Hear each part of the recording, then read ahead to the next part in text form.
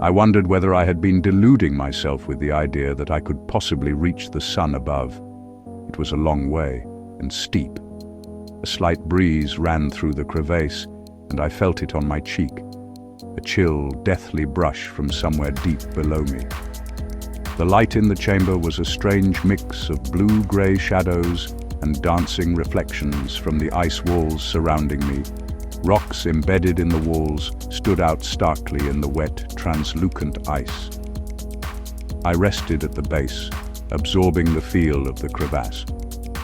For all its hushed, cold menace, there was a feeling of sacredness about the chamber, with its magnificent vaulted crystal ceiling, its gleaming walls encrusted with a myriad of fallen stones, shadows facing into darkness beyond the great gateway formed by the ice bridge, which hid the silent vault beyond.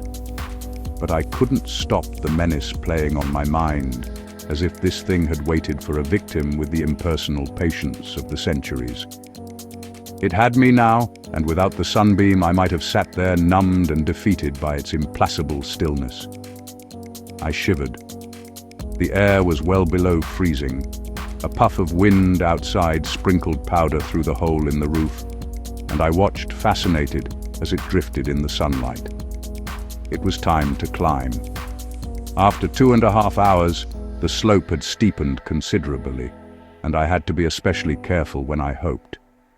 There was a critical moment when all my weight was on my ice axes driven into the loose snow, and the angle forced me to balance my movements precisely. I had nearly fallen on 2 occasions. Once I had missed the good step and had slithered into the smaller step below, with my knee twisting beneath my weight. I had struggled to remain standing, fighting off the nausea and faintness. The second time I had hoped successfully, but too explosively, and had lost balance. Again, I felt things move and grind in my knee as I swung violently forward into the snow to stop the fall. It was odd to curse and sob and hear the sounds repeated in the chamber below. More peculiar was the feeling of acute embarrassment at complaining like that. There was no one to hear, but the looming empty chamber behind me made me feel inhabited, as if it was some disapproving silent witness to my weakness. It took another 2.5 hours to reach a point 10 feet below the hole in the roof. 10 feet, close enough to feel the pull of the world above. The glare from the sun was blinding, and when I looked down, the chamber had disappeared into inky darkness. The world below was gone, swallowed by shadow.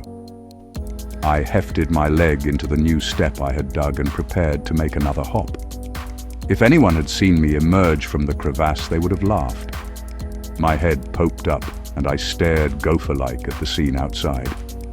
I kept hold of the axe planted in the wall of the crevasse and stood on one leg, swiveling round to take in the most stupendous view I had ever seen. The ring of mountains surrounding the glacier was so spectacular that I hardly recognized what I was seeing.